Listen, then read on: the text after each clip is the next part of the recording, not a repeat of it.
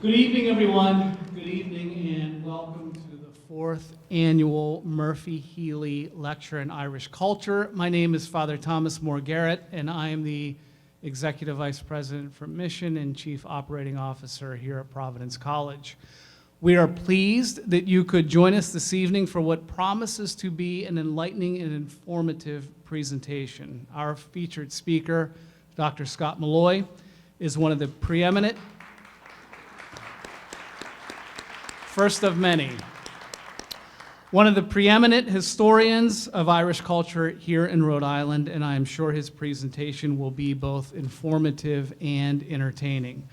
Dr. Molloy is following in the footsteps of our first three presenters, Dr. Christine Keneally from Quinnipiac University in 2022, Dr. Patrick Connolly, Rhode Island's Historian Laureate, who spoke in 2023, and Dr. Elizabeth Stack, Executive Director of the American Irish Historical Society, who presented last year. It is no secret that Providence College has benefited greatly from the interest and impact of people of Irish heritage and the footprint that they've placed on this institution. Bishop Matthew Harkins, who founded our institution, was the first such figure to do so. And more recently, it has been individuals like the late John Murphy, the benefactor of this lecture series, who have demonstrated that impact. As most of you know, John passed away in June of last year after a long life of one of the greatest humanitarians and philanthropists this state has ever known. We have a brief video honoring John's memory that we will show in just a few minutes. But for now, I would ask you to please stand and join me in a moment of silence in his honor.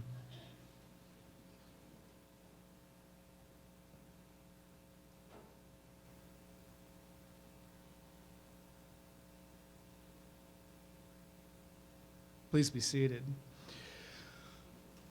Long before I was a Dominican, I was a degreed member of the Ancient Order of Hibernians, which explains why I wear this jacket. It's one of the few things I kept when I joined the Dominicans in 2008. That's why it has this 2008 symbol here. And whenever we would travel from cities in the Northeast and Mid-Atlantic region to march in Irish parades, we would wear this marching jacket. This is the last one that was given to me. I was thrilled when I arrived here this evening to bump into Francis Boyd. Francis Boyd had on him a pin with the H block. And as a child, and I grew up in an Irish family, attached to the AOH for many years, and I can still remember walking into the AOH hall for the first time, I think, at least among my earlier memories, walking into the hall and seeing on the other hand a sign, "We remember Bobby Sands," and all the other Irish hunger strikers. I do wonder today how many people of a younger generation even know that name. And that's why events like this are so important. We are fortunate this evening to be able to enjoy the performances of not one, but two Irish dance groups, the first of which I would like to introduce to you now. I'm hoping that maybe they'll let me join them. It's been a number of years. It's been a couple years, but I think I can pick it up somewhere in the routine. I'm teasing you, of course. I'm teasing you. The Kelly School of Irish Dance was established in 2011 by Megan Kelly. Internationally renowned, the Kelly Irish dancers have performed throughout New England, across America, and throughout the world. This, of course, is a very competitive region for Irish dancers. They are here with us this evening, so let's welcome them to the floor for their performance.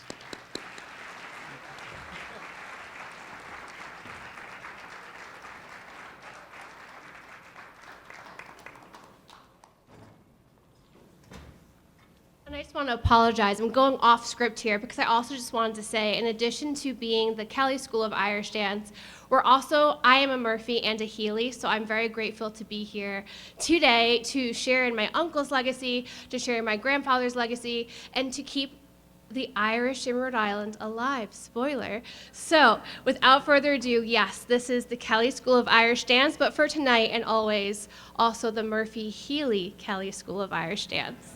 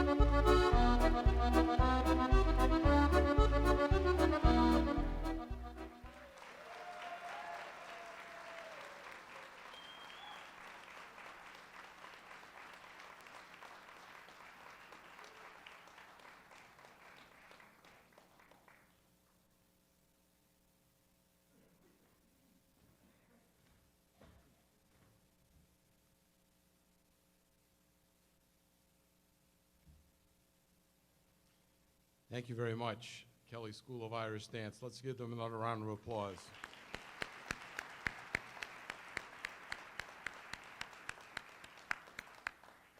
My name is Steve Morano. I'm the college's Associate Vice President for Public Affairs and Community Relations.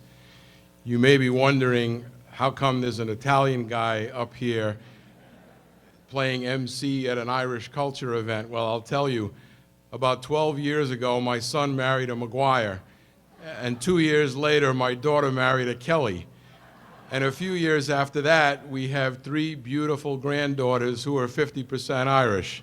So yes, I'm happy to be here wearing my green tie tonight.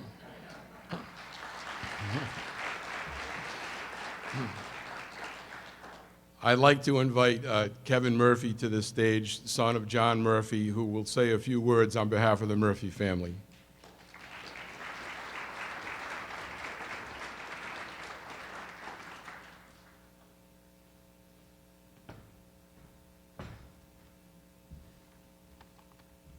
Must have gained a couple pounds since last year. First of all, it's very hard to follow the Kelly School of Irish Dance, so thank you very much, Megan, my cousin Megan, and everything and all the hard work that she has done to bring her dance team here.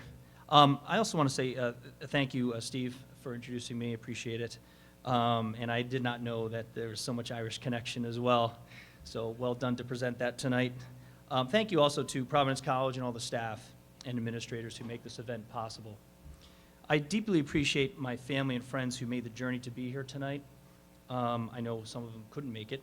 But I also want to give a special thanks to Judge Darrigan, who cannot be here, because like Mike Kelly, one of my father's oldest friends, I feel that Judge Darrigan is the closest person to my father and his legacy at Providence College.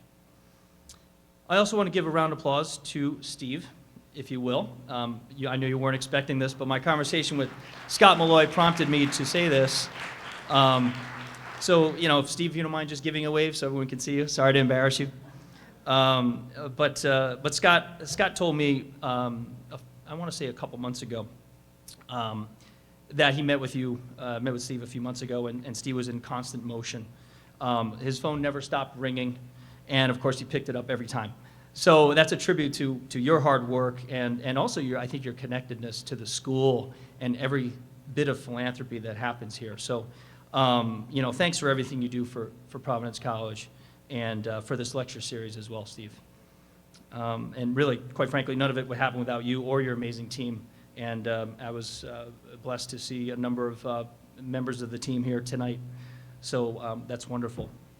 I'm told this is the largest crowd we've had for the lecture series. And I think a lot of that has to do with not only our hard work for the past 4 years, but to this gentleman right here, Dr. Scott Molloy. So thank you, Scott. So even within this large crowd, there are a lot of people I know, but there are a lot of people I haven't met. But as the Irish say, there are no strangers, there's just friends we haven't met before. So I look forward to meeting some new friends tonight after the event when we partake of some Guinness and other Irish fare.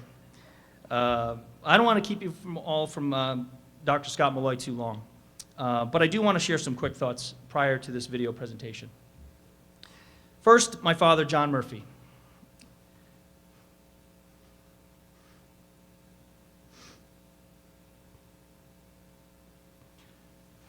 He passed away on June 13th last year. He founded this event 4 years ago to honor his parents, as well as all Murphys and Healys who came before. So now I stand here to carry that torch and to celebrate the Irish by way of this great event. Speaking of the event's name, I offer this background. The name Murphy means sea warrior. My father was indeed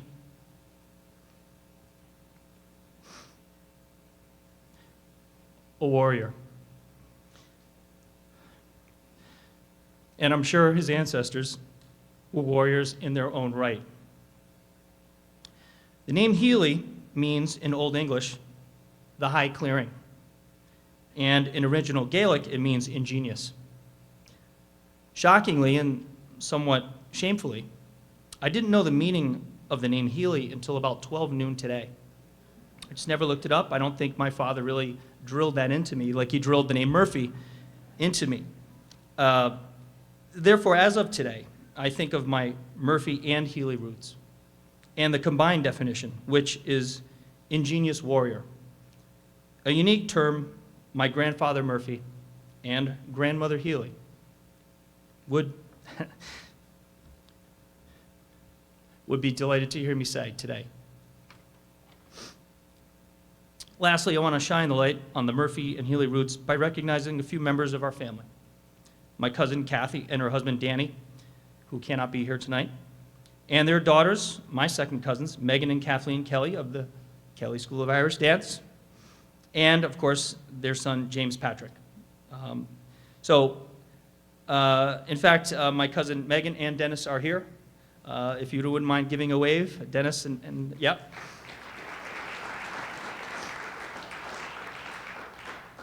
Thank you for being here. I can't think of anybody who is prouder of their Irish heritage than these family members. So I thank you for keeping my Irish spirit alive and for loving our Murphy and Healy roots so dearly.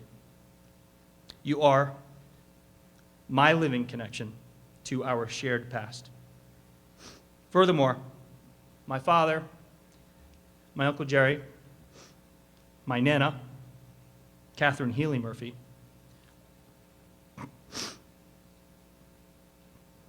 are looking down from heaven with such pride as all of us live the lives in what I call the Irish present. And I know we all celebrate our Irish past. God bless you all. With that, I'll step aside. Thank you all for coming. Enjoy the video presentation. And of course, enjoy Dr. Molloy's.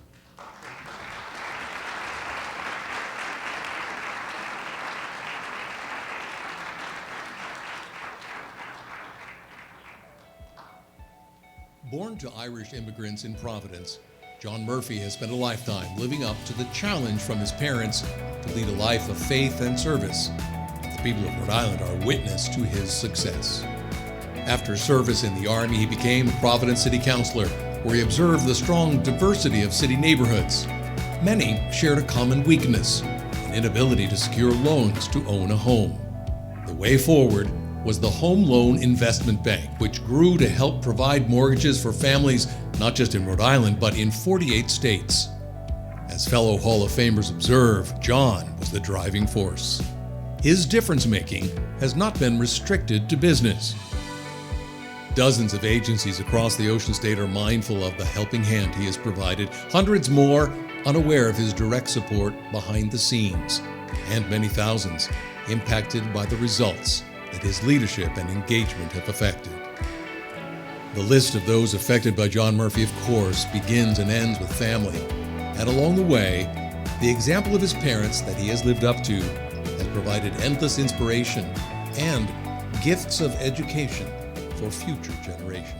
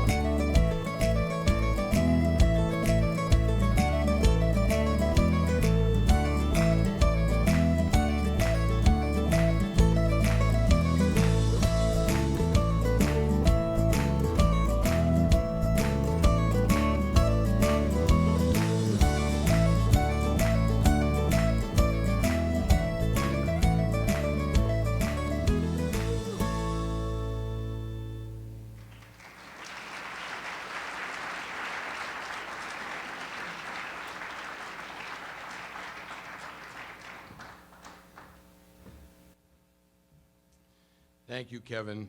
Thank you for your kind words. And thank you again to John and the entire Murphy family for all that he has done and they have done to support Providence College. It is now my honor to introduce our featured presenter, Dr. Scott Molloy. Scott is the Professor Emeritus of Labor and Industrial Relations at the University of Rhode Island, but his doctorate comes from Providence College. He's a walking encyclopedia of knowledge when it comes to the Irish in Rhode Island, and especially as it relates to their role in Rhode Island's labor movement. Scott earned his PhD in history from Providence College in 1991. His dissertation was all about urban mass transit in the state from 1864 to 1902, and he did more than just write about it. While he was studying for his doctorate, Scott drove the number 20C Elmwood bus for RIPTA, and that made him the third generation of transit drivers in his family. Please join me in a warm Providence College welcome for Dr. Scott Molloy.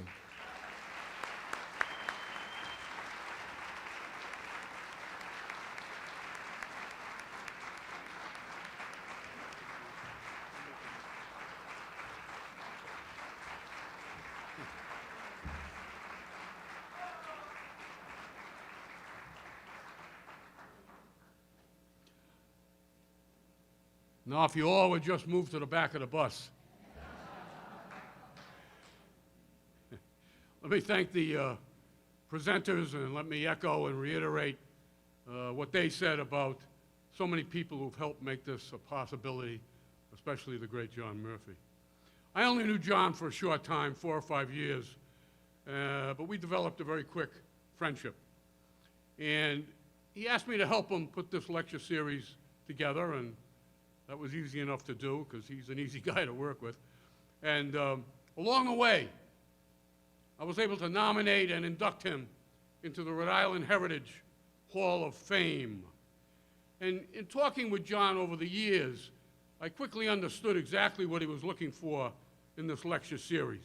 He wanted scholarship, academic scholarship, but he wanted Irish culture, variety, Gaelic humor.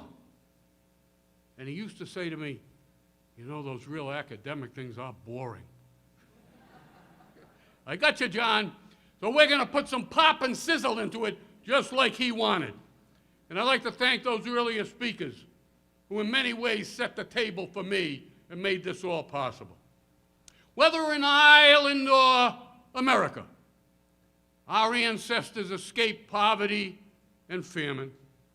They crawled out from the historical sludge of an inhospitable world. We carried an awful economic and political burden in our cultural baggage from British and Yankee rule and domination. The fusillade of darts tossed at our ancestors was unrelenting as the missiles thrown at the dartboard at Patrick's Pub on Smith Street this afternoon. We could wallow in this quicksand of self-pity interminably because the epithets never ended in 19th century Rhode Island against us. One flyer in the 1850s out of many described us as, quote, filthy wretches, drunken loafers, with Irish priests as sly, false, deceitful villains, unquote. Our ancestors constructed magnificent churches and cathedrals and hosted Irish Catholic bishops unbroken from 1850 to 1971. Think about that. Every bishop was Irish Catholic for over a century.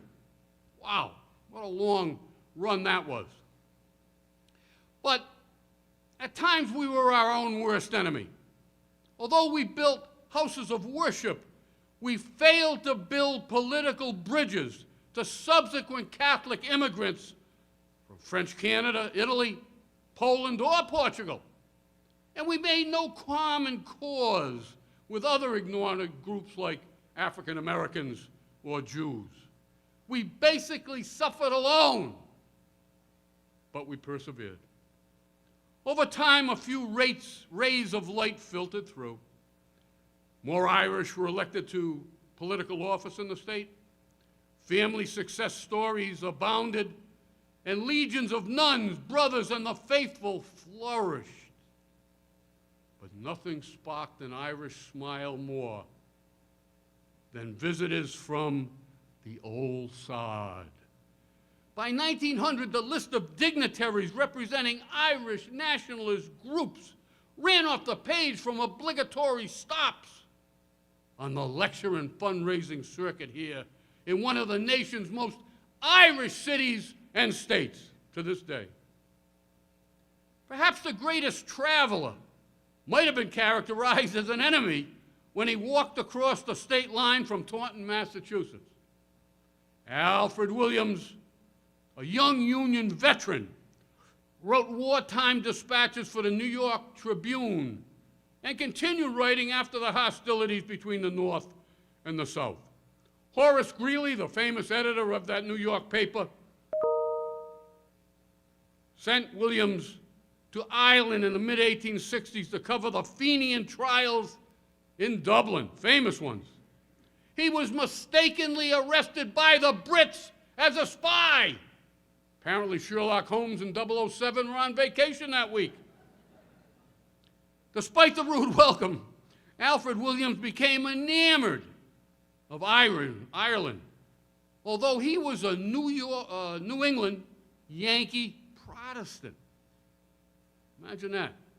He mesmerized readers on both sides of the pond with sympathetic accounts about Hibernian struggles. The day will come before long, he wrote, when Ireland will govern Ireland, unquote. Alfred Williams soon became a Hibernophile. He embraced all things Irish, especially cultural publications like poetry, history, sheet music, and folklore. In short, he became a hoarder.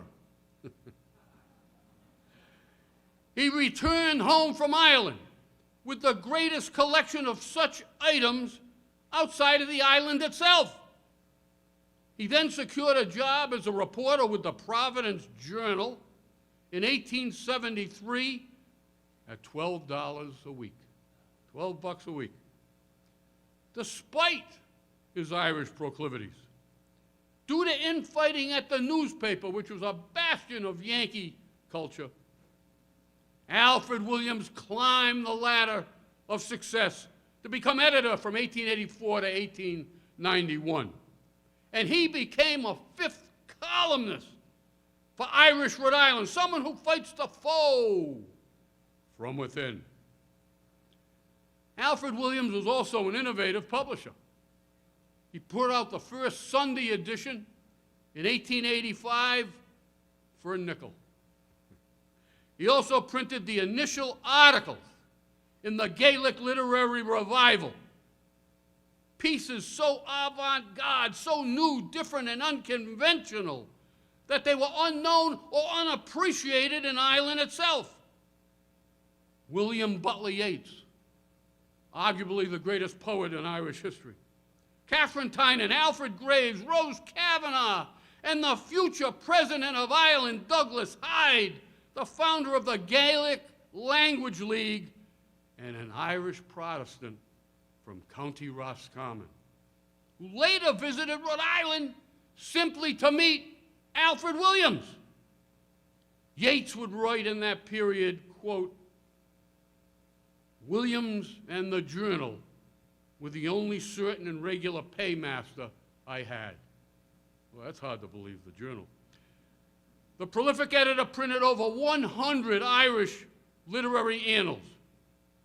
The only longer list was the expanding collection of cultural artifacts, augmented by another trip to Ireland in 1886. He even hired agents to scour the British Isles for more material. He retired in 1891, and he died, sadly, an early death in 1896, at age 56, on an expedition to the Dutch West Indies. This guy couldn't get enough of life. For our purposes, however, he bequeathed 3,000 pieces of oftentimes rare Irish literature to the Providence Public Library, 3,000 pieces, and sweetened the pot with an endowment of $283,000 in the 1890s. Don't put your calculator out. That's $30 million in today's coinage. $30 million. I'm on the verge of calling the State Police Forensic Unit to go back and see what happened to that money in 1900. They didn't spend it on books. But some of the mayors were looking pretty good.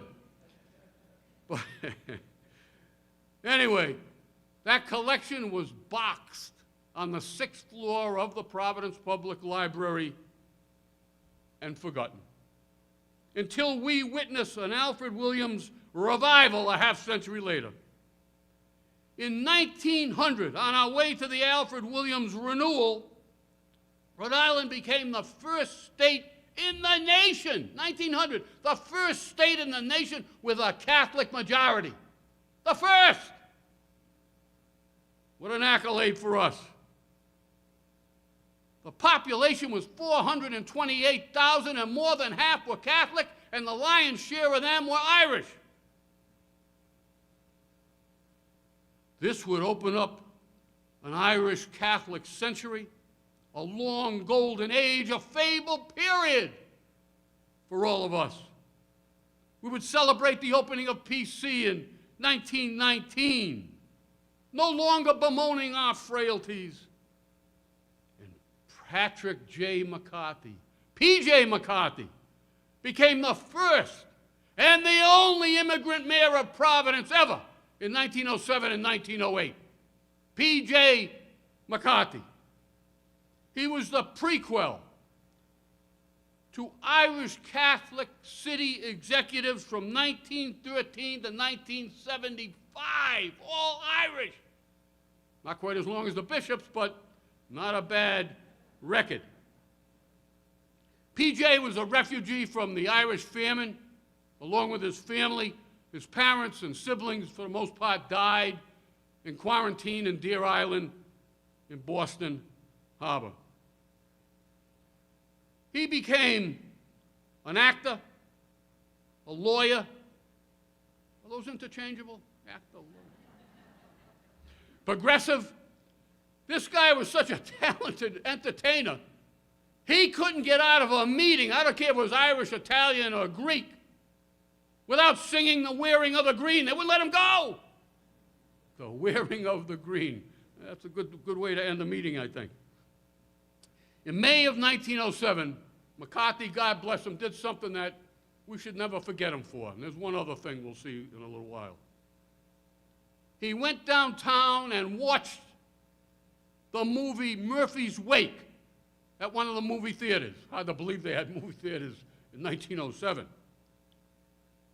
When he finished watching the movie, he shut the place down and tossed the owner and everyone else who had anything to do with that film out of the city. Now, he didn't do it because the Catholic Church said it was obscene. It wasn't. He said this movie belittled and berated and besmirched Irish Catholics. 1907. He stood up for us in almost an unprecedented move in that era. They debased the Irish race. You know, one December morning I was over at St. Francis Cemetery in Pawtucket. I was with my two young daughters, and we spotted a huge Irish cross up on the hill, 10, 12 feet high. It was majestic. Went over to investigate.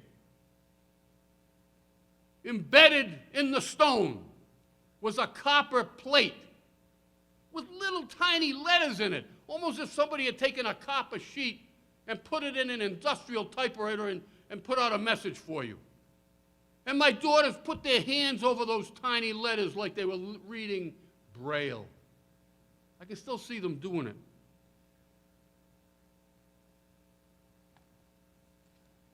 It was the resting place of Patrick J. McCarthy. And on that plate was a message from the tomb itself.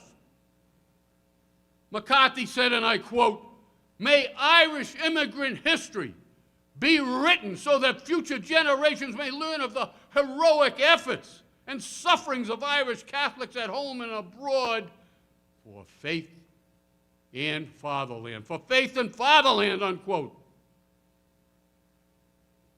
He now gets an annual ornament from me when I stop over there in December, along with a few relatives and friends, because of his inspirational message. And we have to ask ourselves, have we heeded P.J. McCarthy? Have we carried on that legacy that he felt so compelled to speak to us from the grave?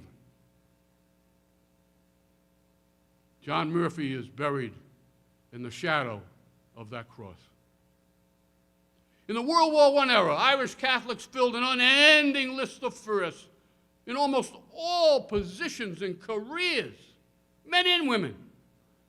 So much so that the usually loquacious Patrick T. Conley admits, quote, "For every notable Gael singled out for mention, hundreds must go unnamed.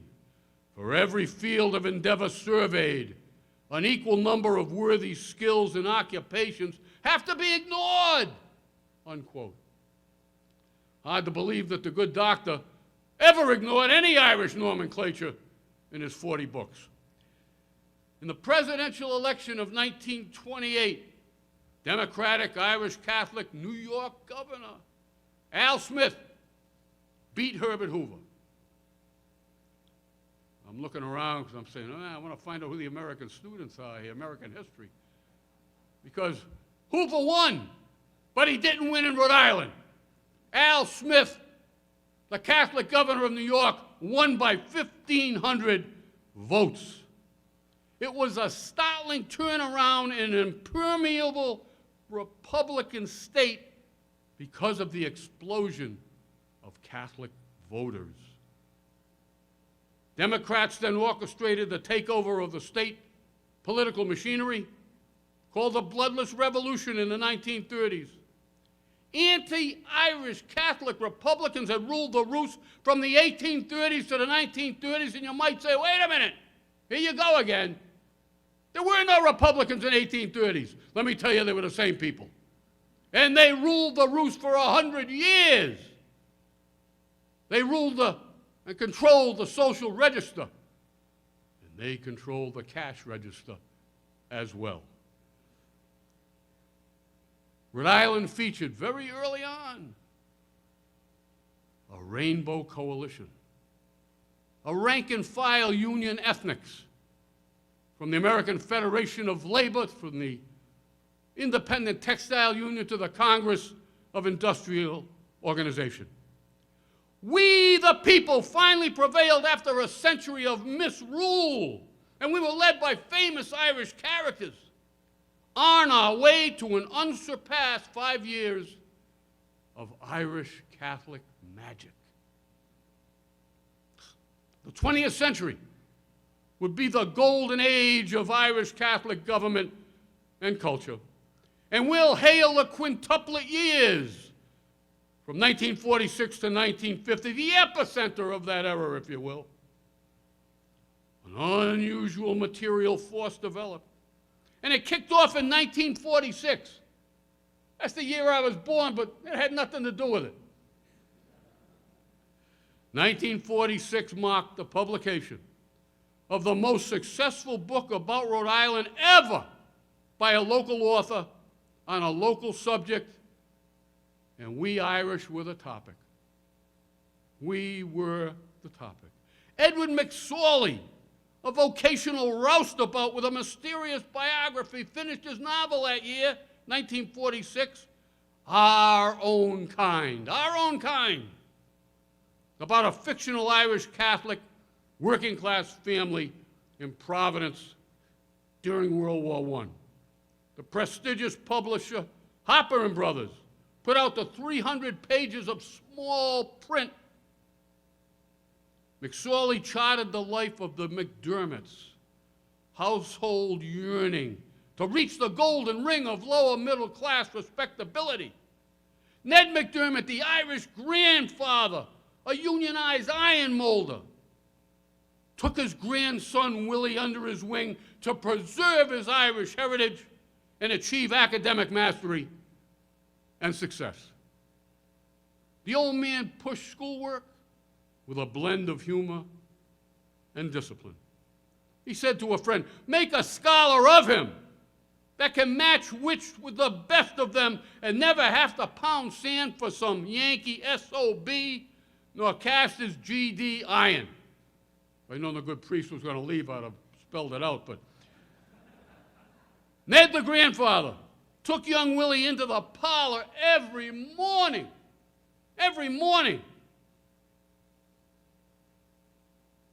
to look at the portrait of the Irish patriot and martyr, Robert Emmet. Although illiterate himself, the elderly grandfather read the 1803 speech beneath the print from memory so as not to embarrass the boy with his own lack of education. It's a bittersweet journey through ethnic purgatory. Old Ned dies, and young Willie supports the family by entering the working class, not college, not what the old man had dreamed of. The Irish in this novel must wait for another generation for salvation and ascendancy. McSorley's progressive volume is probably his own autobiography. The Rhode Island history is spot on. He recreated the world of our grandparents here in Rhode Island. The account will break your heart, as it did mine so many years ago. When I read it as a teenager, I finally know who I was, a proud Irish American. And you know that book's still available on the internet for just a couple of dollars. Why? It was a Book of the Month Club selection in 1946. Sold approximately 750,000 copies across the nation.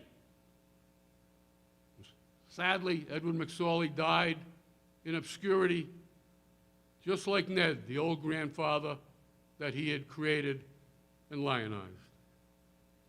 If McSorley stood alone as the only cultural blossom in the state, we could call it a night and go out and get that Guinness stew. Sit down, I said if. McSorley is not a solitary example. In 1921, the Irish-American George Potter, a graduate of Brown University, went to get a job at the Providence Journal just like Alfred Williams a half a century earlier. And just like Alfred Williams in the 1860s, he attained journalistic mastery. He became the chief editorial writer for the Providence Journal. He won the Pulitzer Prize in 1945 for a series on the First Amendment. Maybe we should reissue those right about now in America. For our narrower purposes, George Potter wrote a string of 10 articles in 1948 about the life and times of Alfred Williams, that earlier Providence Journal editor, and his forgotten treasure trove at the Providence Public Library. Potter's accounts, all 10 of them, of Alfred Williams reignited interest in the earlier Yankee champion of the Irish. Those tales set off an Irish literary rebirth in the Ocean State. A public lecture about Williams sold out the RISD auditorium that held 1,000, and they turned hundreds away at the door. A biographical radio play of Williams aired on WPJB-FM, the airwave news outlet of the Providence Journal. Unbelievable. For George Potter, one accomplishment was only the step before the next one. In 1949, while the hoopla over the Alfred Williams writing still bustled, the Journal dispatched Potter to Ireland, like his hero Alfred Williams in 1865. He spent the summer in the old sod writing 17 blockbuster essays about Erie in the weekly Providence Journal installments beginning in November 1949, some of them on the front page.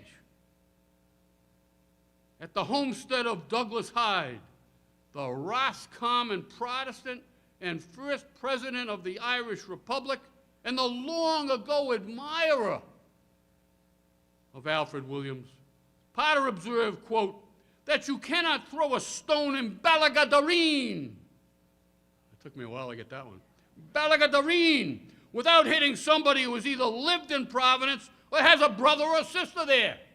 It was like a constant back and forth between the two islands.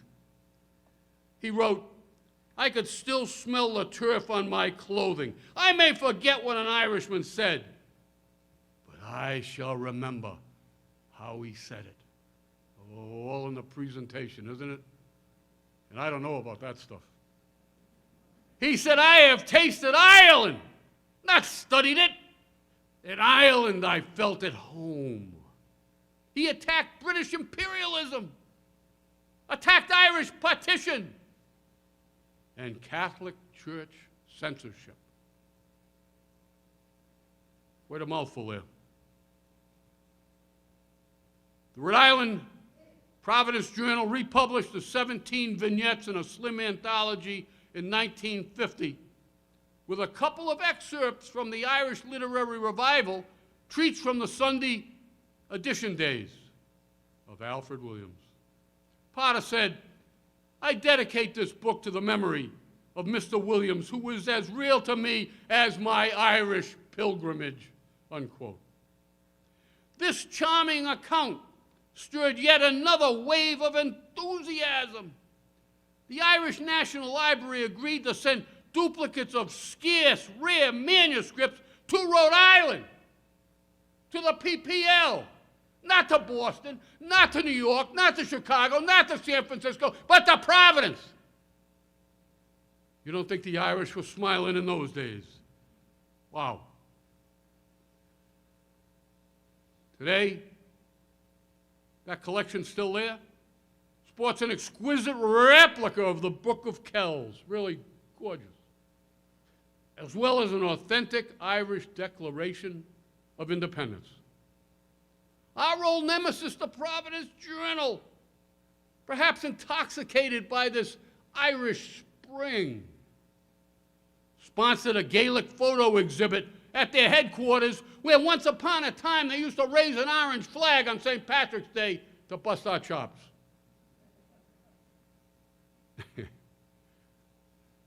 Enthusiastic Hibernians formed study groups, essay contests, and lectures. Williams, Potter, McSorley, are there more? In 1948, Eamon de Valera addressed the Rhode Island General Assembly, and 5,000 listeners in Exchange Place in downtown Providence across from City Hall.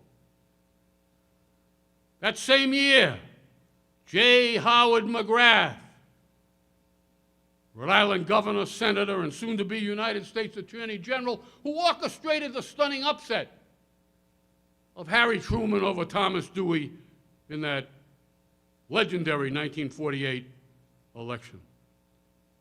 That same year, Denny Roberts would end a 10-year stint as Providence mayor and begin another decade as governor. Russell J. McVinney, the first Rhode Islander ever named as the Bishop of Providence, the one and only. And Newport would midwife the rebirth of Camelot with JFK and Jackie Bouvier in 1952, just outside our parameters of those quintuplet years. And one other one that I couldn't avoid, The Last Hurrah, written by LaSalle's Edwin O'Connor, a novel about the iconic and legendary mayor, James Michael Curley. Sorry. That became a Book of the Month club as well. And O'Connor later would win the Pulitzer Prize himself for another work. As the literary cycle caught its breath, we turned to the political arena again. A bombshell! The greatest projectile to emerge from the 1930s Democratic gunpowder. John Fogerty, the grandson of Irish immigrants, born in Mount Pleasant, along with Ray McKenna. In 1913, the family woke up one day to their homestead out in Harmony, where they moved to have enough acreage to grow food for the growing family, to a burning cross to let them know that Irish Catholics, or any Catholics, were not welcomed in rural Rhode Island. In 1924, just down the street from his home, the Ku Klux Klan held a rally and 10,000 Klansmen showed up. 1924, out in Gloucester and those areas.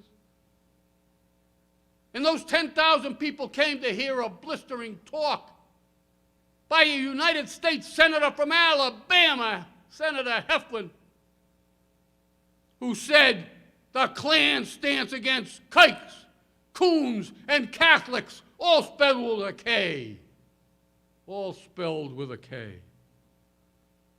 Fogerty went on to LaSalle, became a bricklayer, president of the Bricklayers Union,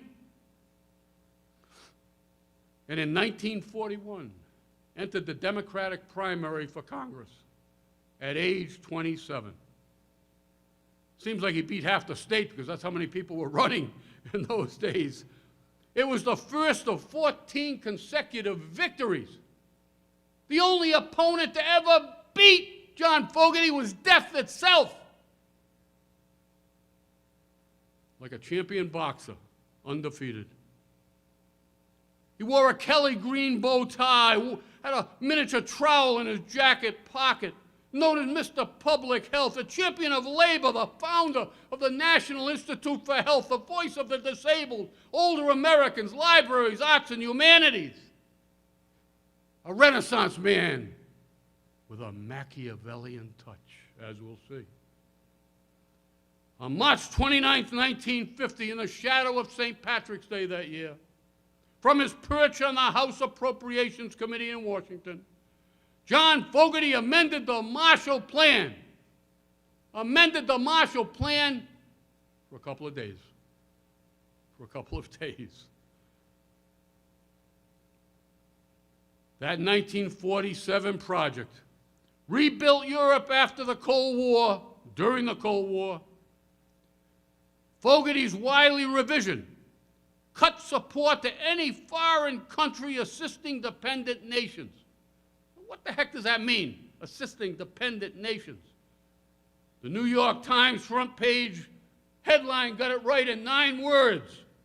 Quote, House cuts off aid until Britain ends Irish partition, unquote. Who knew the New York Times could write so clearly? Wow. England received $1 billion a year back then from us. They then redistributed $150 million of it to its client state, Northern Ireland. Fogerty's stand created an international incident, and it was quickly overturned. The management at the Providence Journal was apoplectic over this. They reminded Fogarty, you represent the 2nd District in Rhode Island, not Dublin. I love that one. The Journal editors bawled, and I quote, "Were England denied Marshall Plan aid, the economy would collapse and bring down the nations of free Western Europe," unquote. Really? Really? The Irish were going to do that with unification, huh? A united Ireland might sack continental civilization. Really? Fogarty would philosophize later, we never really had any success, but we brought the issue of civil rights in Northern Ireland to the attention of the world, unquote. And he reintroduced that amendment annually in Congress. And I would say that that victory, journalistic public relations, was more important than a military victory. There's another reason why 1946, 47, 48, and 1950 is quintuplet miracle, so riveting for Irish Rhode Island. The state's largest and most influential newspaper, the Providence Journal, in any year of those 5, sported a circulation of 180,000 subscriptions for a quarter a week. You take into account the secondhand issues that got passed from family, friends, and coworkers, and you had blanket coverage. You read about the Irish, whether you liked it or not, unceasingly, relentlessly. And most Irish stories contained a Catholic tinge or reference that would interest other ethnic congregants. All of this brought to your door by the most vicious enemy the Rhode Island Irish ever faced.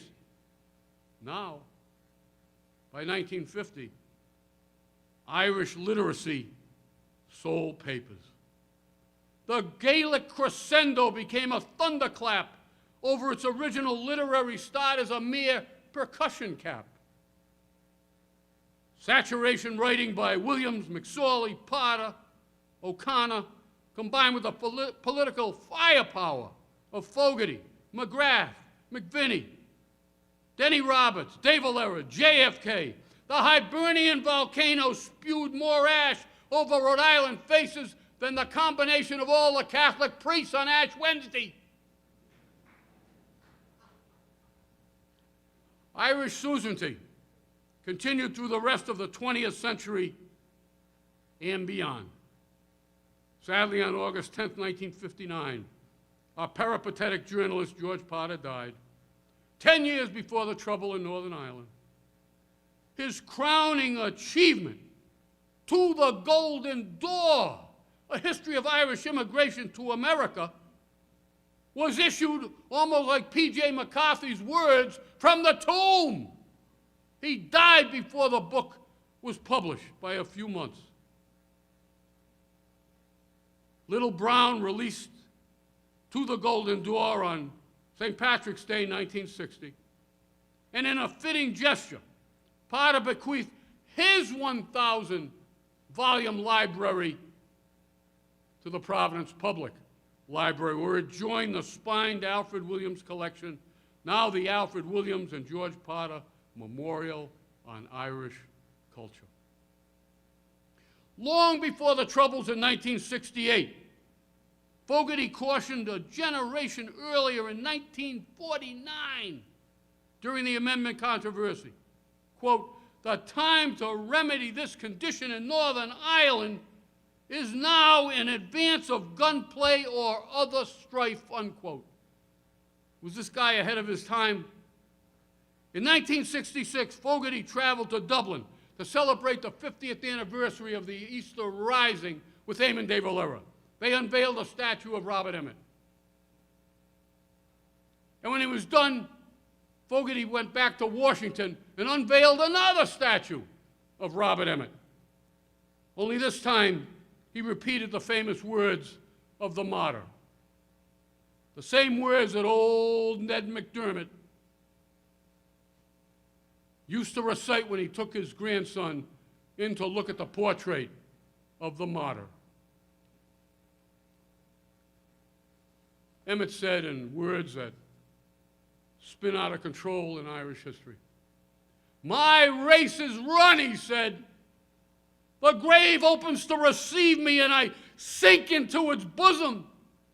Let no man write my epitaph. Let my memory be left in oblivion, and my tomb remain uninscribed until other times and other men can do justice.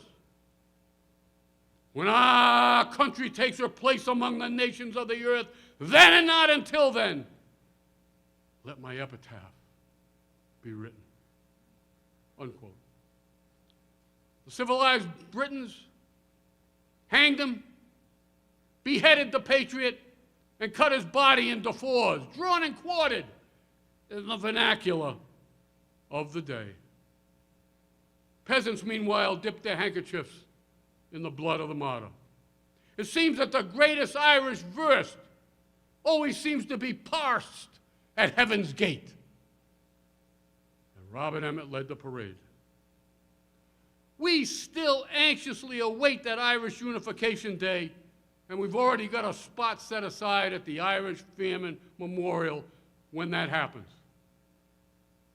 But here in Rhode Island, we etched our own epitaph against all odds and enemies a long time ago. Late in his career, Fogarty was offered the endorsement of the Providence Journal for Congress. Fogarty turned them down flat, saying any such pitch for him would be the kiss of death. My friends, we won a 150-year-old battle. Fogarty finished his own sprint in 1967, again at a young age of 57. His body lay in the rotunda of the State House. Several years earlier, when George Potter expired, Fogarty read a memorial into the congressional record saying, Mr. Speaker, it is the people who have sent us to the House of Representatives. Here we deal with the problems of the people, their security and aspirations. The more we mingle with the people, the more we listen to the people, the more we like the people. The more, in short, we believe in the patterns of the George Potters of the world. Unquote. Fogarty's legislative speech was much more than a soliloquy for George Potter. It was a collective eulogy for all Irish Americans, an allegory for every patriot I've mentioned, including John Murphy. And yes, Fogarty wrote his own obituary in that passage. A carpet of green four-leaf clovers to blanket the blessed deceased, like the blanket men in the 1980s. Our traditions continue despite the loss of such guides. Of course, history seldom stops on a dime. Decades and eras morph into each other. And a year after Fogarty died, the troubles in Northern Ireland spawned the Provisionals and the Irish Northern Aid. Our Governor, Joe Garrahy, flew the state flag at half-mast to honor the hunger strike of Bobby Sands when he perished on May 5th, 1981, the only governor in America that had the guts to do it. Half-staff, Joe Garrahy. In 2009, a hearty band of local Gaels dedicated the magnificent $1 million famine memorial in Providence. Took us longer to build that than the famine did to go through Ireland. In 2011, local author and patriot Ken Dooley wrote a play about the martyred John Gordon, hanged in 1845, the last man executed in Rhode Island, just like Robert Emmet. Another anti-Irish courtroom show and trial. But this time we lobbied the state legislature and, surprisingly, Governor Lincoln Chafee, along with Newport Representative Peter Martin, who introduced that legislation. John Gordon was pardoned, not because we know he was guilty or innocent. He never got a fair trial. Everybody could agree on that. He died 180 years ago last month. We Irish don't forget. And tonight with us is Representative Peter Martin from Newport. Peter, where are you? Because you are a Rhode Island treasure. A Rhode Island treasure.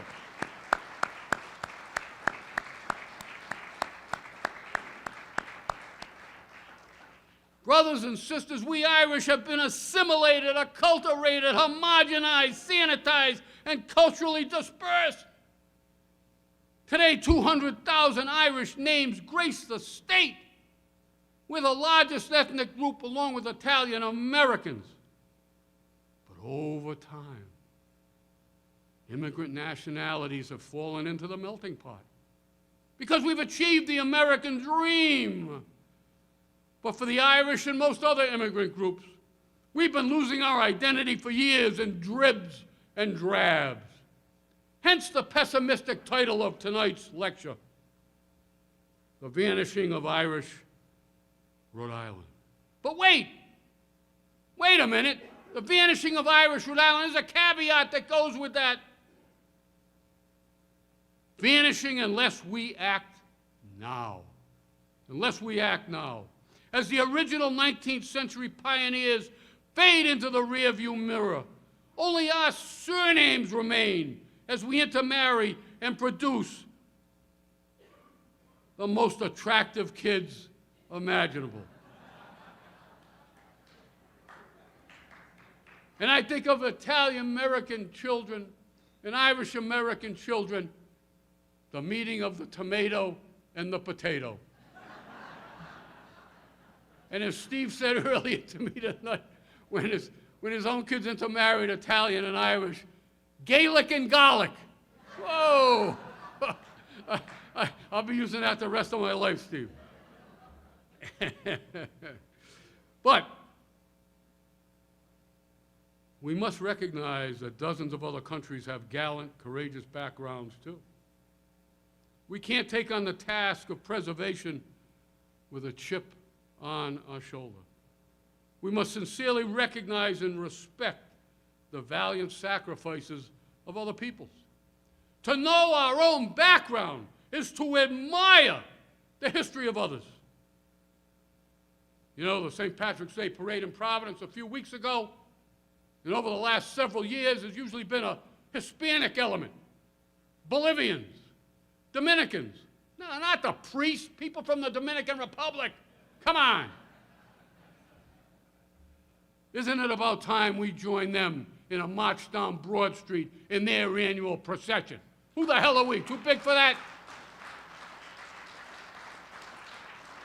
Before leaving, let me leave you with a few suggestions.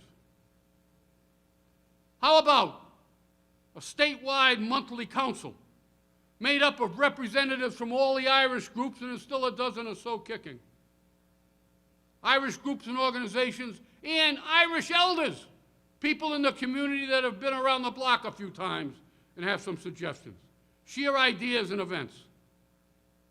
In 1986, Patrick T. Conley identified 12 scholars of Ireland in Rhode Island. 1986. 2 were left. I know one of them's here tonight, Father Bob Heyman. Bob, get up and take a bow. I know you're a shy priest, but stand up anyway. Is Paul O'Malley here?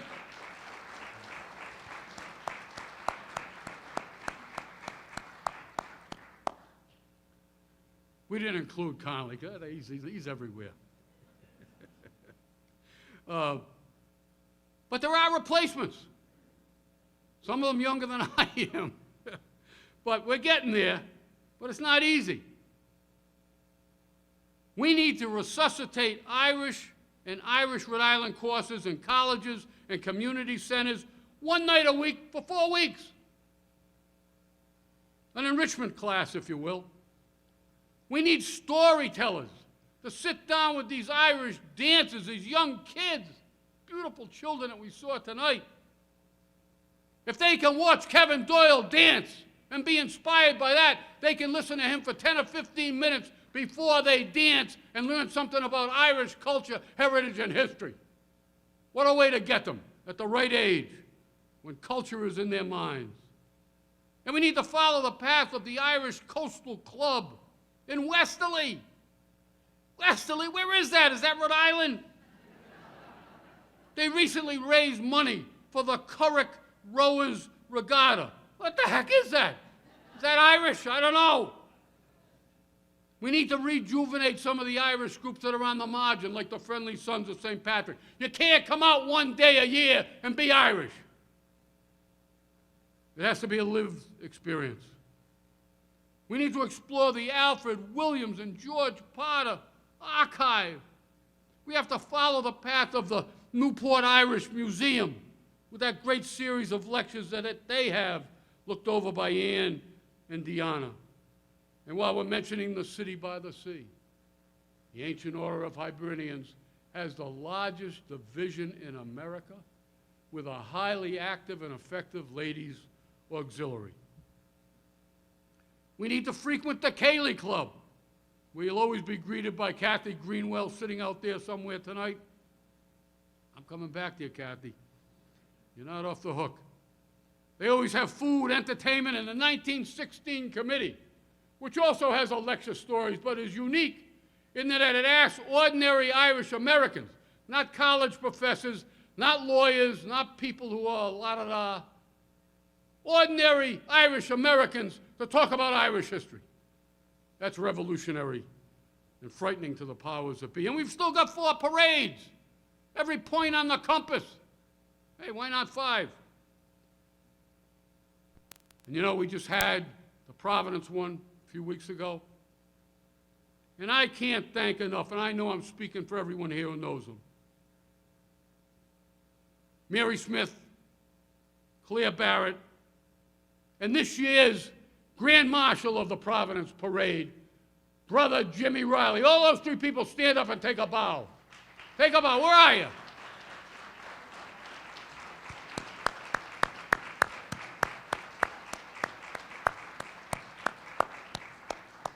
And Jimmy is available to do step dancing later.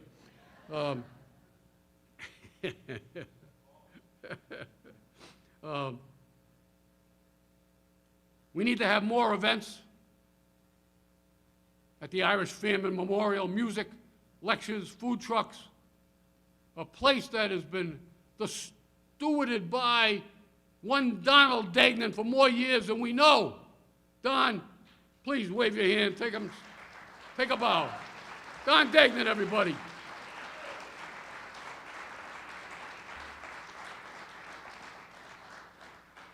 And we need to patronize the jewelry work of that great craftsman, Ed Johnson, who puts out little pins.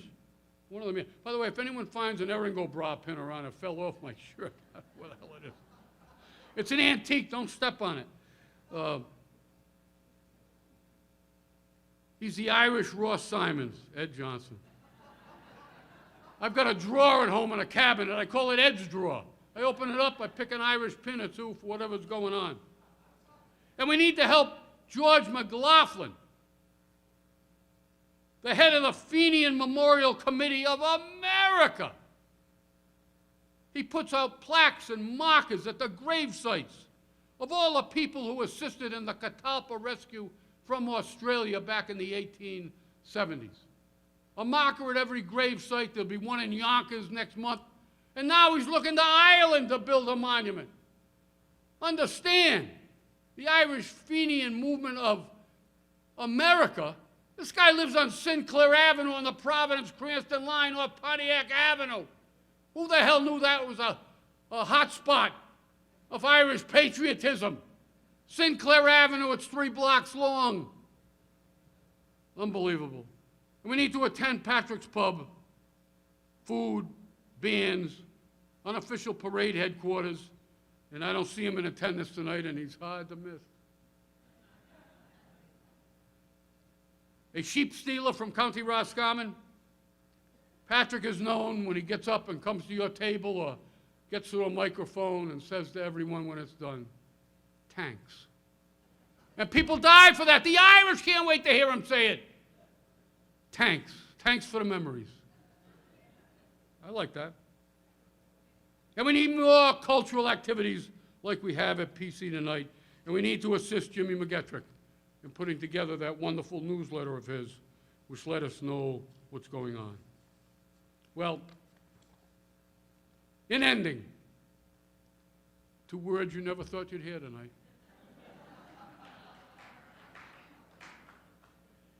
Another 15 minutes, I can give you a college credit. Really? Dr. Conley said, wait a minute, let's not go too far. Let me make a call to arms in ending up. To sign up outside at the table if you want to get on board this train before it leaves. We're here tonight as the scions of a toxic British blight and potato famine. For too long we've worshipped the aristocratic coat of arms when our ancestors never owned a coat. Remember, we are the descendants of John Gordon, the last man executed in Rhode Island. We're the shanty Irish tramping through time and space. We're the damned Irish, the hungry, unskilled, illiterate, inebriated streetwalkers consigned to the charity yard. We're the fallen Irish, a ragtag army of adopted citizens. Until, one of the most dangerous words in the English language, until we rise up Irish America and pay tribute to the past, educate and activate our children like P.J. McCarthy admonished us from the tomb.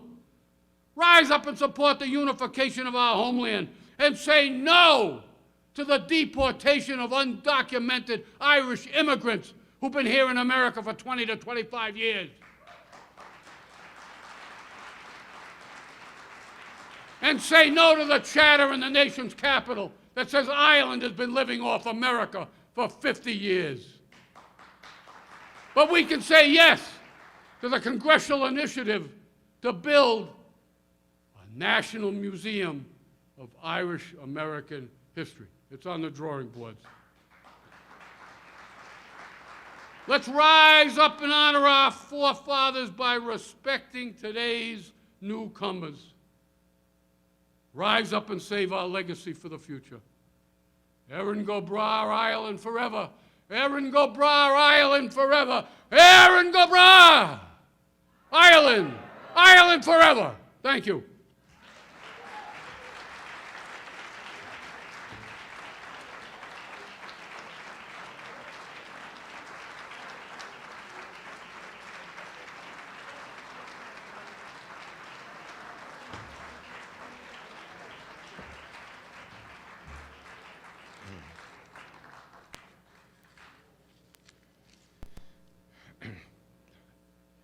You know, I thought the only fire and brimstone I knew came from the clergy, but otherwise, you know, I was proven wrong.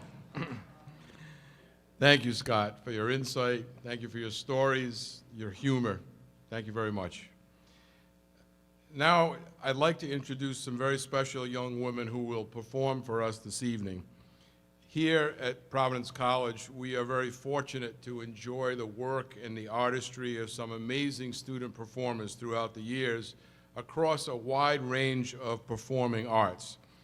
These women are a shining example of that talent. Please welcome the Providence College Irish Step Dancers.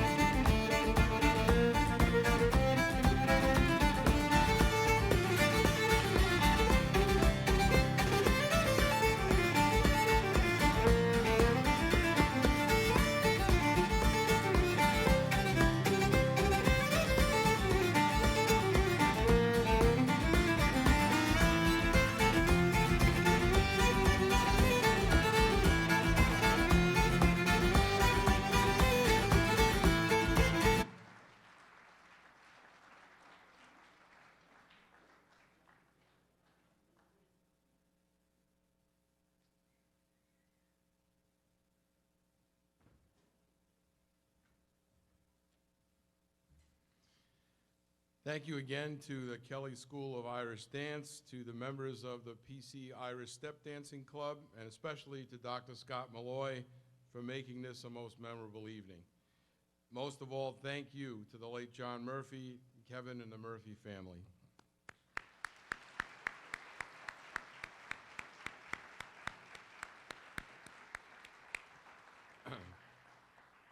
Please join us now in room 112, right across the hall here for a generous reception. Thank you all for being here tonight.